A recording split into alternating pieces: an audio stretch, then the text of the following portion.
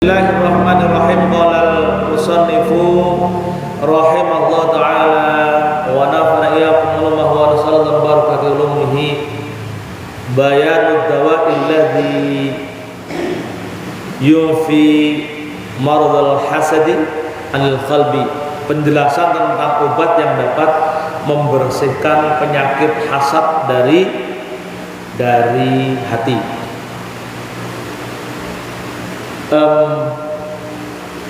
Kajian kita tentang akhlak mahmudah atau tentang akhlak ini, salah satu hikmah terbesarnya adalah kita mencoba menghilangkan aspek-aspek perbuatan yang bisa menggerogoti pahala yang kita punya. Jadi sebenarnya instrumen pengurang pahala kita itu karena kadang kita tidak punya ilmu untuk mempertahankan pahala kita. Kita tuh pahala banyak, sholat atau kewajiban-kewajiban sudah dilaksanakan, sholat 5 waktu, puasa, zakat, yang punya duit sudah haji, itu kan pahala yang banyak. Yang senang menuntut ilmu, yang ngaji, kan gitu. Tapi kadang ketidaktahuan tentang perbuatan-perbuatan dosa, perbuatan-perbuatan maksiat itu kemudian sering tanpa sadar kita lakukan, dan kalau kita lakukan itu akan menjadi penggerogot kebaikan-kebaikan kita. Salah satunya adalah tentang hasad atau dengki atau iri. Itu sudah disabdakan oleh Rasulullah. Fa innal hasada ya'kulul hasanat. Hasud itu memakan kebaikan-kebaikan kita. Kama ya'kulun narul hatabah. Sebagaimana diumpamakan seperti api yang memakan atau membakar kayu bakar. Nah, kita kalau nggak tahu cara menghilangkan hasud atau sifat iri dengki, ya akhirnya kebaikan yang banyak kita lakukan tergerogoti atau tergerus. Nah, Imam Al-Ghazali itu menginformasikan, mengajarkan pada kita dalam kitab Ihya Ulumuddin. Dalam kitab ini dirangkum, disederhanakan oleh Syekh Muhammad Jamaluddin Al-Qasim Ad-Dimashqi. Dia mengatakan begini: "I'lam annal hasada minal amradil azimatil qulub." Ketahuilah bahwasanya sifat hasud, sifat dengki, sifat iri itu merupakan bagian dari penyakit besar, dan itu menjadi musuh besar dari hati kita. Wala tudawi amradul qulubi illa bil ilmi wal amal. Dan tidak ada instrumen yang mampu mengobati hati dari penyakit ini kecuali kita punya ilmu dan juga mau mengamalkan. Jadi punya ilmu dan mengamalkan. Tidak ada ilmu yang didapat ujuk-ujuk.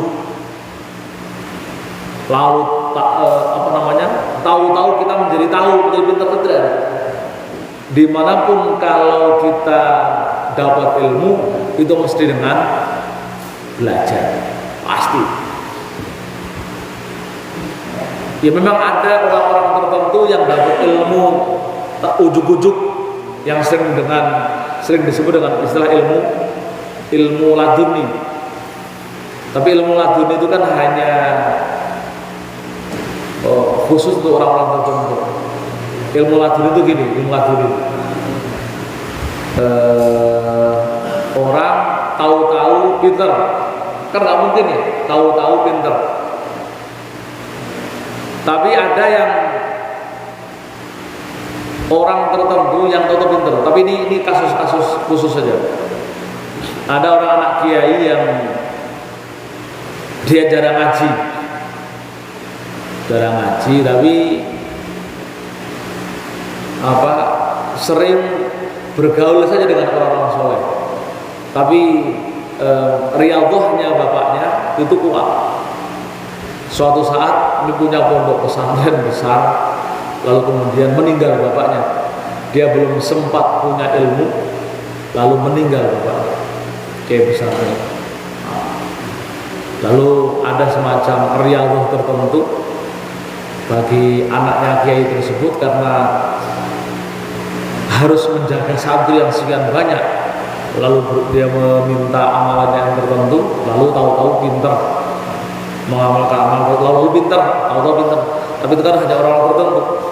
Perlu doa sana sini. Orang tuanya juga doanya kuat, dia juga kuat, dan juga guru-gurunya juga harus mendoakan. Tapi ini kan jarang terjadi. Hampir di kita itu mungkin 1:1000 ada orang yang ilmu laduni. Nah, kita orang awam hanya bisa dapat ilmu dengan belajar, termasuk mengetahui tentang bagaimana menghilangkan sifat hasad atau sifat iri dengki itu. Tidak akan diketahui kecuali dengan belajar. Maka ya kita hari ini belajar. Apa yang kemudian, kenapa ilmu pengetahuan itu bisa mengobati penyakit hati?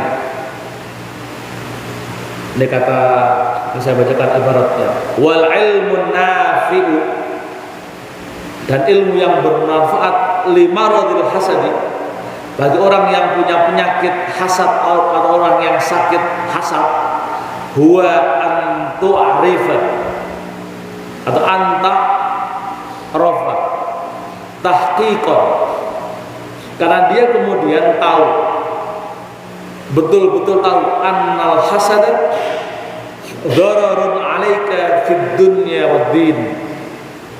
Sifat hasad itu membahayakan bagi kita semua, baik di kehidupan dunia maupun di kehidupan agama. Wa annahu la dharara fihi al mahsud, dan sifat hasad itu tidak membahayakan bagi orang yang dicemburui, bagi orang yang diiri, dihasut, fid dunya waddin, baik di dunia maupun di agama. Bal yantafi'u bihi fihma, bahkan dia membawa manfaat di dalam keduanya. Nah, ini saya sampaikan. Kenapa disebut hasud itu berbahaya, merugikan kita di dalam kehidupan agama? Karena yang jelas,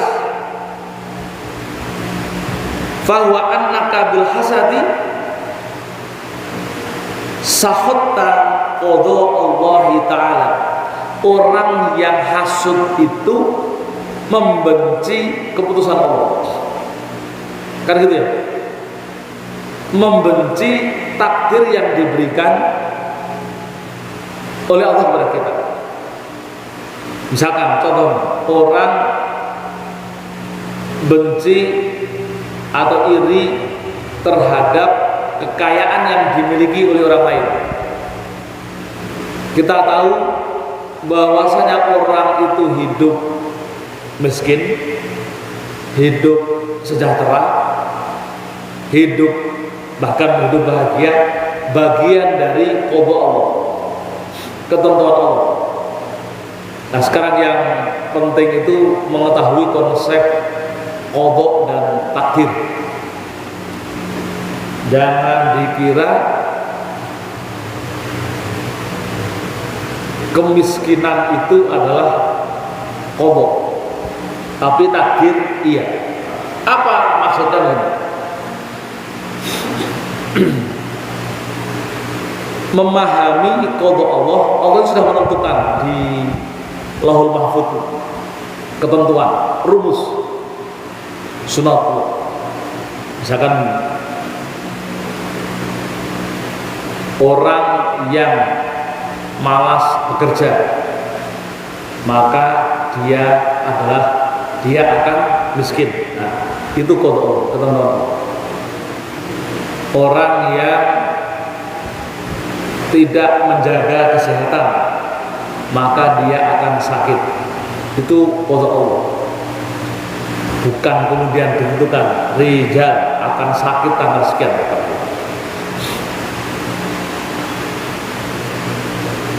Orang yang belajar itu akan pintar. Itu kira-kira qada Allah. Lalu kemudian ketika misalkan si fulan bodoh, itu baru ditakdir. Itu sesuatu yang sudah terjadi. Tapi kalau belum terjadi, namanya bukan takdir. Paham di situ ya? Sesuatu yang belum terjadi namanya qada. Tapi penentuan qada Allah bukan dalam mencatat si A miskin, si B kaya, si C sehat, si D sakit. Bukan begitu. Qada Allah itu tadi rumus sunatullah. Orang yang coba menjaga kesehatan maka sakit. Orang yang rajin menjaga kesehatan sehat. Orang yang rajin bekerja kaya. Orang yang malas bekerja miskin. Itu qada Allah. Tapi kalau orang kemudian sudah miskin, itu bukan qada Allah, tapi itu takdir karena dia tidak menjalankan qada Allah. Kan itu ya. Nah, orang yang cemburu, orang yang hasud, itu disebut sakhata qada Allah Ta'ala. Dia membenci ketentuan yang telah dibuat oleh Allah. Orang yang membenci ketentuan yang dibuat oleh qada Allah sama dengan membenci yang membuat ketentuan. Kan itu ya.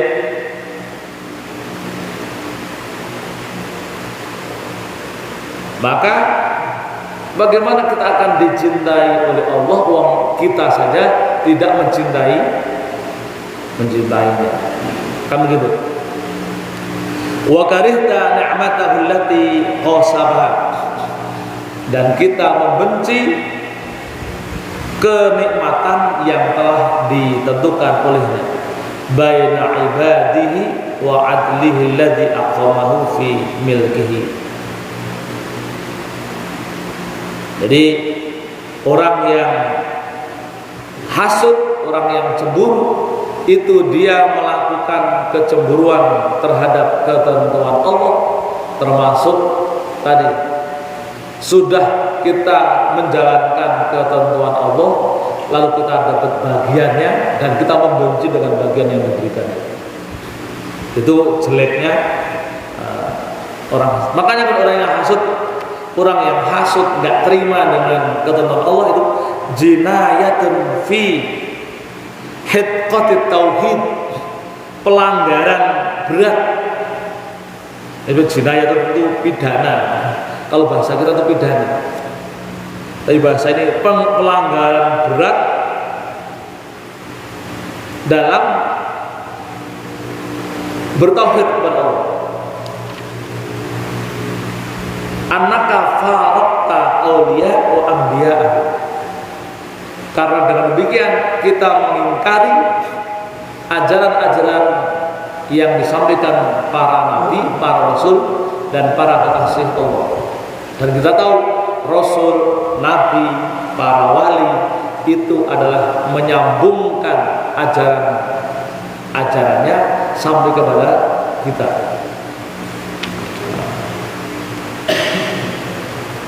Fi hubbihimil khair al-ibadihi ta'ala wa syaratta iblis wal kufar. Orang yang hasud itu sama dengan bersekutu dengan iblis dan orang-orang kafir. Orang-orang kafir ini berarti orang-orang yang kafir yang otaknya tertutup. Jadi definisi kafir itu adalah orang yang otaknya tertutup dari kebenaran. Maka orang yang hasud itu adalah orang yang bersekutu dengan iblis karena dosa yang pertama kali dilakukan oleh manusia itu adalah dosa hasud, dosa kecemburuan. Ya, dosa yang pertama kali dilakukan adalah dosa hasud. Cerita Qabil dan Habil, ingat ya, Qabil dan Habil itu adalah maksiat pertama yang dilakukan oleh manusia, dan itu atas hasutan iblis, sampai kemudian membunuh, bahkan tidak pandang manusia, saudaranya, adiknya pun menjadi korban. Itulah bahayanya hasud. Qabil Habil itu berantem gara-gara iri, cemburu. Habil ketika bersedekah, karena awal itu bersedekah itu kemudian makanannya diambil, dimakan oleh yang diberi. Saat itu sedekahnya kan sedekah alam, sementara sedekahnya Habil itu tidak dimakan oleh alam. Kenapa? Nah, di situ keduanya dalam menjalankan qada Allah tidak konsisten. Habil itu ketika bersedekah dia memberikan yang terbaik. Ketika sedekah bumi, sedekah alam, dia memberikan dengan barang yang terbaik, buah-buahan yang masih bagus, sehingga burung-burung ataupun binatang yang ketika dia mensedekahkan pada alam itu memakannya. Sementara Habil tidak, dia memberikan makanan yang berkualitas rendah atau anggap misalkan busuk gitu. Siapa yang memakan buah-buahan yang busuk? Karena makanannya Habil habis, lalu Qabil cemburu. Padahal ketika sesuatu itu tidak diambil, atau bahasanya dia tidak mendapatkan kebahagiaan karena Qabil tidak melaksanakan qada Allah, tidak melaksanakan rumus Allah, tidak melaksanakan ketentuan Allah. Kan gitu. Gimana orang mau kaya kalau misalkan kerja aja ogah-ogahan, kan gitu kan? Rumus qada Allah, ketentuan Allah, orang yang kaya, barang siapa yang kerja rajin maka dia kaya. Lah orang nggak melakukan kerja enggak, gimana bisa kaya? Kan begitu kan? Itu namanya melanggar ketentuan, melanggar qada Allah. Maka kemudian takdirnya ya tidak kaya. Nah, jadi itu dosa pertama kali yang dilakukan manusia, yaitu hasud. Maka orang yang hasud syarata iblis wal kufar, bersekutu dengan iblis dan orang kafir, fi mahabbatihim, dalam menumbuhkan rasa cintanya lil mukminin, kepada orang-orang mukmin. Dengan apa? Yaitu al-balaya wa zawal ni'am. Jadi dia melakukan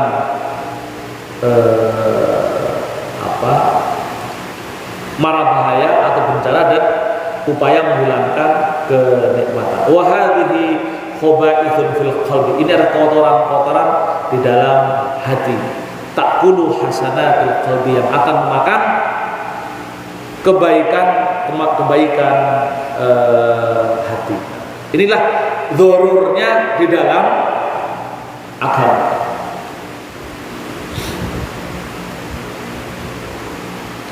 Jadi tentunya tadi akan dijauhi oleh Allah karena kita sendiri menjauhi Allah.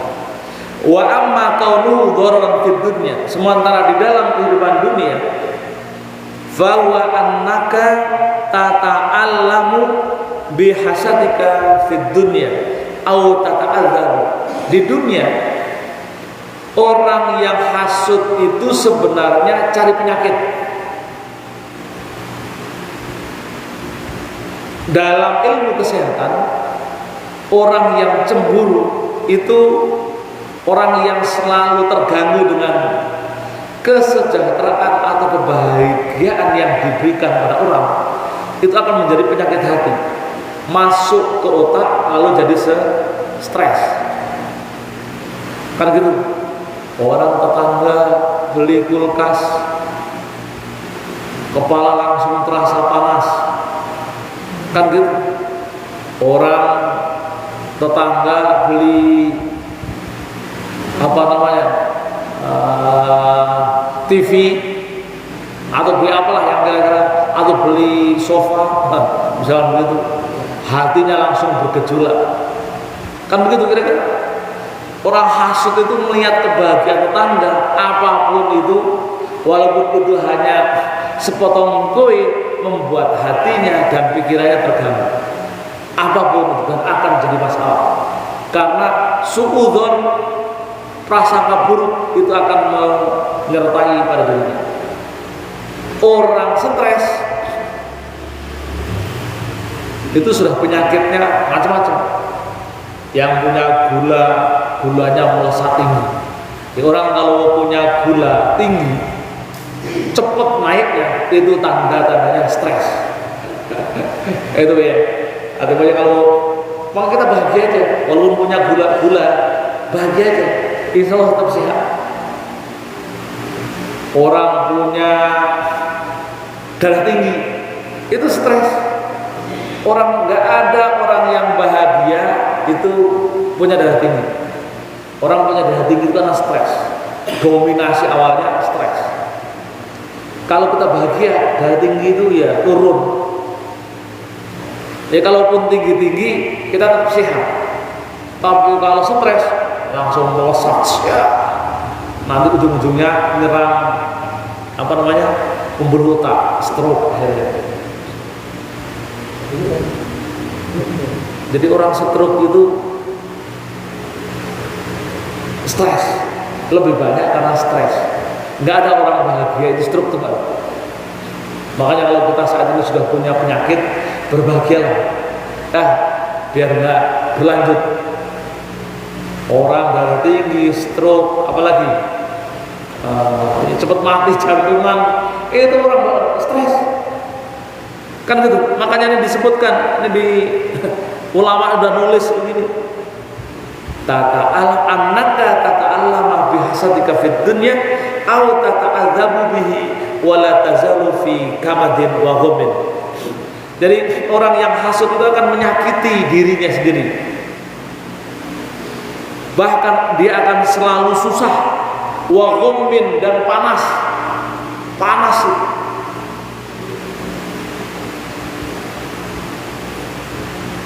Il a'da'uka la yahlihimullahu ta'ala an-naqamin. Sehingga selalu melihat orang lain itu seperti musuh, kan gitu.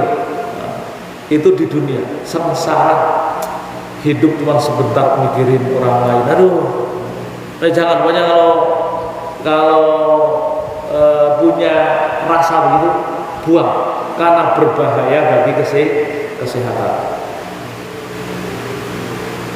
Ada orang yang punya gula tinggi, orang punya tensi darah tinggi. Anggap normal gula itu paling tinggi 120, tapi sampai 300 tetap bahagia, aman, nggak masuk rumah sakit, nggak, tetap aman. Ada punya tensi sampai tensi itu kan tingginya 100, normalnya 120, 130 sampai 200 aman, karena bahagia. Tetapi kalau sudah punya penyakit begitu, kalau stres, wah, cepat masuk rumah sakit. Maka sekarang bagaimana bisa berubah itu? Pokoknya intinya kalau bahagia, insya Allah aman. Jadi tidak menyakiti tidak menyakiti hati kita, tidak menyakiti jiwa kita. Jadi di dunia bikin penyakit bagi kita, di akhirat itu juga kita kalau hasud itu dianggap membenci ketentuan Allah. Yang kedua, pahalanya, kebaikan kita, ibadah-ibadah kita terkurangi. Bahkan kalau sifat hasud itu dibawa kemana-mana, lama-lama habis. Lalu kemudian, wa amma annahu la dharra al mahsud. Sementara bagi pihak yang dicemburui, pihak yang dihasuti, itu tidak membawa bahaya, baik fi dinihi wa dunyahu, baik di dalam agamanya maupun dunianya. Fawadhihun, maka bahkan yang jelas, li anna nikmata la tazulu al anhu bihasadika, justru kenikmatan, kebahagiaan bagi orang yang dihasuti itu tidak akan hilang. Jadi ini saya bacakan. Wa amma manfaatuhu fid dini fahuwa annahu madlumun min jihadika. Orang yang dihasuti, orang dicemburui, itu manfaatnya di dalam agama, dia posisinya adalah menjadi mazlum, yang dizalimi. Maka berbahagia itu orang yang dizalimi. Dihasuti itu menjadi bahagia. Ingat, posisi orang mazlum, satu fasilitas yang di depan mata adalah doaul mazlum mustajabatun. Orang yang dizalimi itu memiliki privilege, keistimewaan, doanya diijabah atau mustajabah. Maka kalau ada orang yang merasa menghasut diri kita, manfaatkan untuk baca doa. Karena doa ul mazlum mustajab. Doa apa itu? Itu kesempatan hubungan kita yang sedang dizalimi itu menjadi dekat dengan Allah. Maka kemudian menjadi mustajab. Itu satu. Doa minta ampun, doa minta rezeki, manfaatkan itu. Nah, itu kalau kita bisa mengendalikan itu keren. Tapi biasanya kalau orang dicemburui, kita dihibah atau apa, kita ikutan ngomongin, nah itu salah. Itu namanya dia nggak punya ilmu. Kalau yang punya ilmu, ketika dizalimi, ketika dihasuti, kesempatan membaca doa, karena doa kita ketika dizalimi mustajabah. Kan gitu ya. Bedakan orang yang tidak punya ilmu, dizalimi, dihasuti, dia akan balik balas. Tapi kalau punya ilmu, maka akan dimanfaatkan untuk membaca doa. Yang kedua,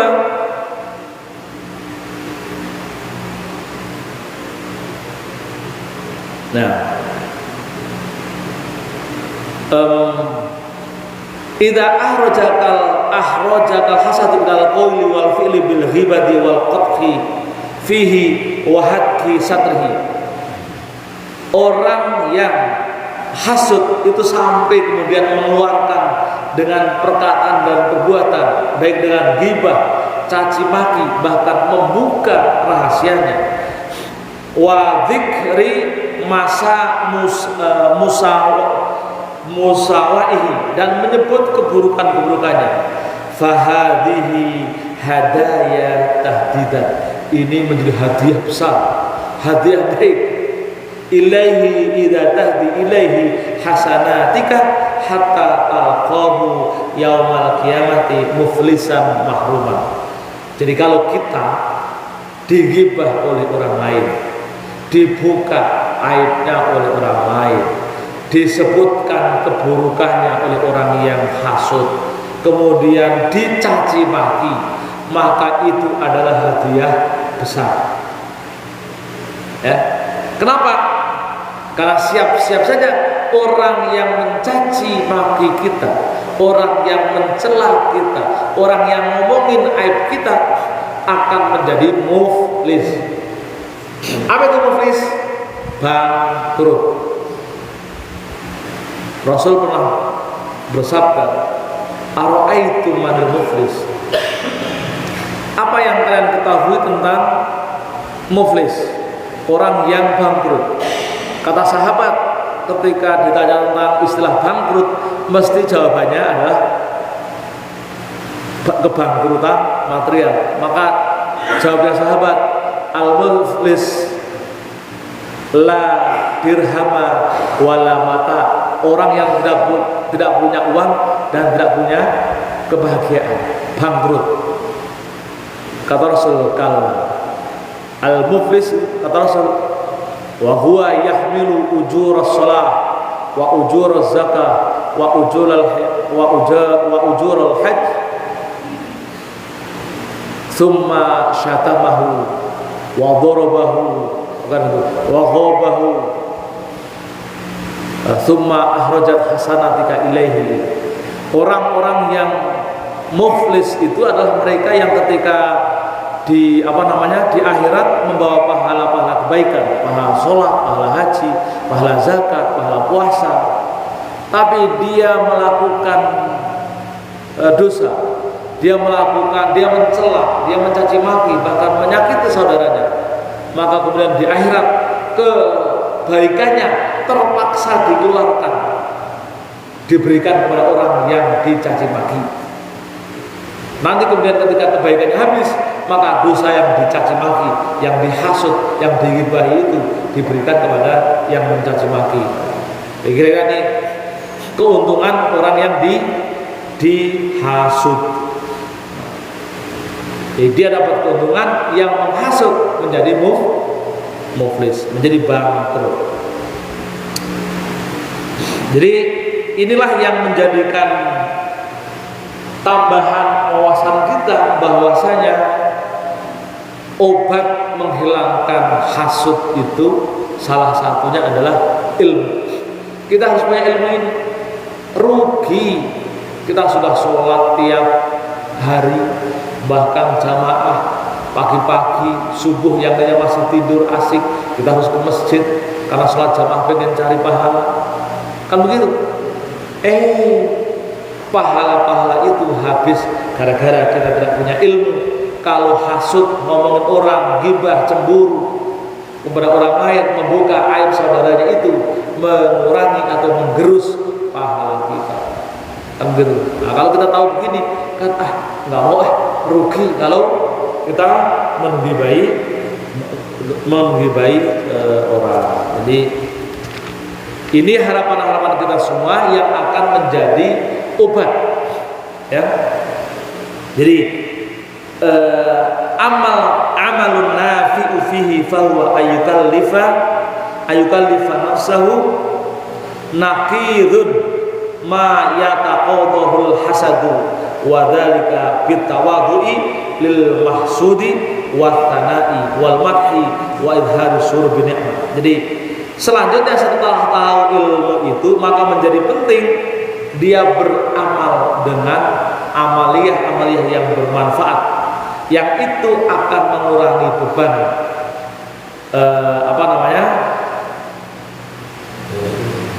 beban yang ada pada dirinya, sampai kemudian salah satunya adalah dia akan bisa bersikap tawadhu, ya, menghormati, menghargai orang yang seharusnya dicemburui.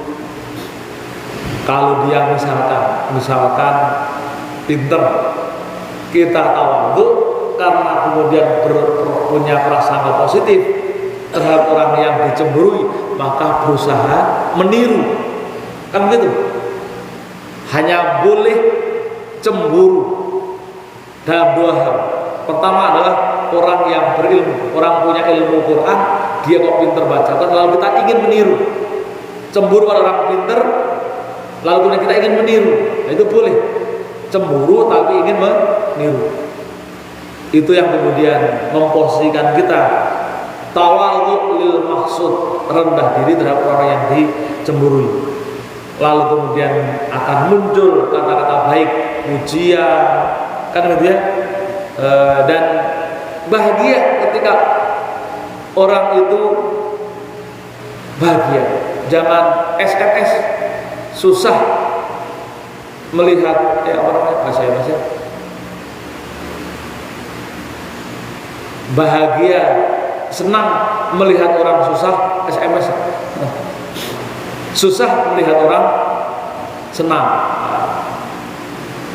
Jadi itu jadi orang yang hasud itu SMS, senang melihat orang lain susah, dan susah sedih ketika melihat orang lain senang. Itu bahaya.